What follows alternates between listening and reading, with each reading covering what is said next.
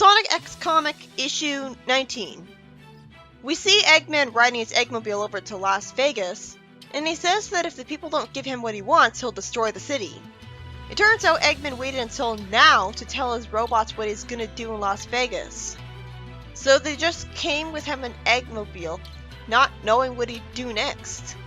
Eggman says that they're going to steal a truck full of the little plastic discs and use them to get the money to get robot parts.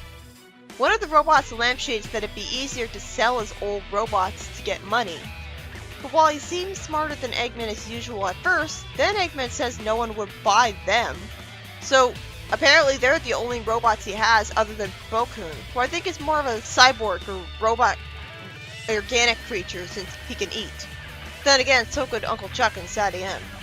It's a little annoying seeing the robot sidekicks coming up with better plans than Eggman all the time, and Eggman never tries those plans out.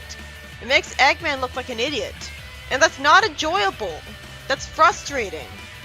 Because forced comedy, Bokun says he loves potato chips when Eggman clearly said poker chips. Okay, I'm getting sick of him now. Is he the chip of this continuity? Because all he's shown in terms of a personality for a while is talks about food. There are more ways than that to show someone as having a childish, naive personality. That is the definition of lazy writing. Just mentioning food isn't funny and it doesn't make a character. At least he's more different from Chip because at least he has bombs as a kind of gimmick. I still like Bokun, but they could do better writing him than that. I like that Eggman called poker a needlessly complicated card game. One of the robots asks how he'll convince people to give him the poker chips when he clearly just said he'd steal them. That was forced. Eggman says he found a warehouse full of old, unused slot machines. Wouldn't they be broken, since they're old and probably were unused for a reason? I guess his plan is to fix them if they are broken. Anyways, he'll use the slot machines to build a robot to terrorize the locals.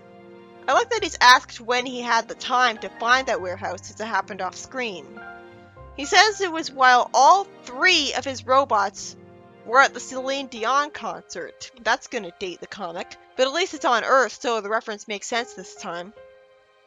And thankfully, Bokun does show some childlike mindset in a way other than loving sugary food. Well, I guess. He says she's dreamy. It's not childish to be into girls. That's more of a teenager or adult thing. But he's acting like a love-struck fangirl of a boy band singer. So I guess it counts as him being the innocent, naive robot.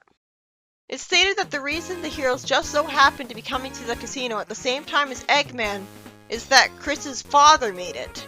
Unfortunately, it's justified as him liking casino games. This is how the humans in this continuity are useful. They give the heroes a good reason to be at the same place as the villains. Tails is told he'll love the casino arcade technology because Chris's father created a virtual reality race based on Sam's speed team. And Sonic says he prefers places where he can run. He hates pinball machines because he remembers Eggman putting him in a pinball machine and says he prefers real adventures to virtual ones. And yet Archie Sonic and Fleetway Sonic play video games just fine. Sonic's too much of a jock here. Sonic goes with Chris to play a car racing game, and he says they don't have cars like that on his world. And yet Eggman calls Earth a backwards planet. Sonic complains that he'd go faster in the game if he could run, and Chris wins the race with Amy lampshading that he only won because it was a video game. Sonic leaves because he's tired of racing games and runs out of the casino. Eggman's robots are briefly confused by his melodramatic speech, and a giant slot machine robot gets sent after some people. It's amusing that a woman asks why it's dark every time they investigate a crime, even in the middle of the day. Lampshading a common trope. At least I think it's common. It's not like that in iZombie. It's always, bright in the day. Chris hears Eggman talking to the crowd with a megaphone, and reality ensues because people just ignore him and panic. Eggman thinks he isn't getting their attention when they wouldn't be panicking and running away if they didn't notice him there. And to get their attention, he tells his slot machine robot to show them what it can do. I'm guessing it'll be a lot less stupidly designed than the slot machine in Shadow the Hedgehog that powered up Shadow when he hit it. Slot machine that literally hit itself. That would be a lot funnier though. Eggman destroys a bus by using the robot and tells the people that they have no choice but to fill the truck with every poker chip they can find, and they have an hour to meet his demands. This is Eggman being an effective villain. And then Amy and Tails show up right away. They hit the slot machine robot and it covers them in red stuff, and they have to be pulled out by the humans. Sonic is paranoid enough to just assume that his friends have gotten in trouble by now, when there was no sign of Eggman at the casino.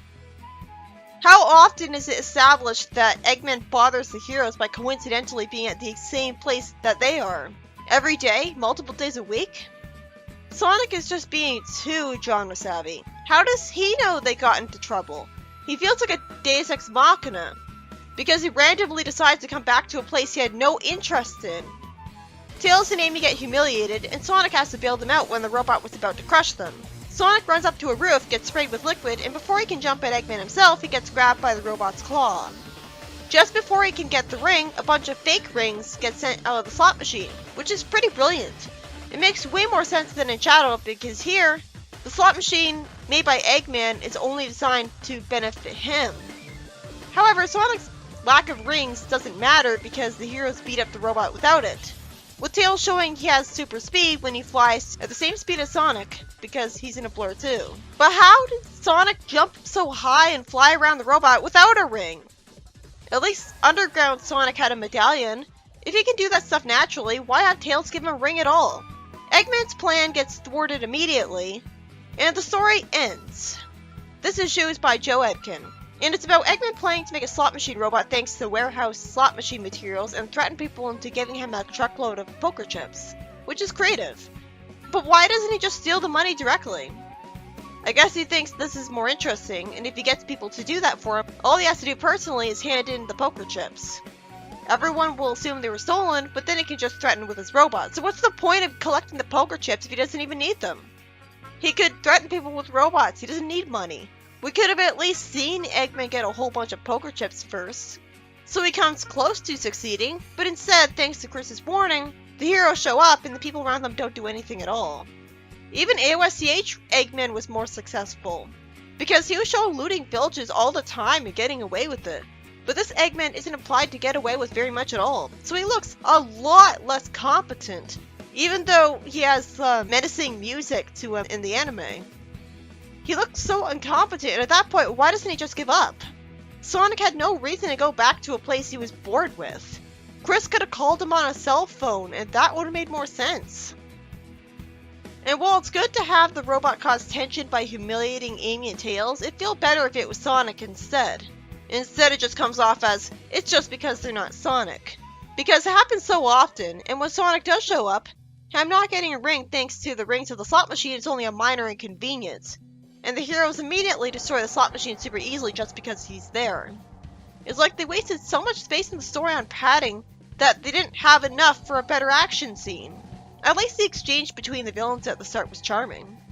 But it'd be better if Eggman at least tried the plan suggested by his robots after his own plans failed.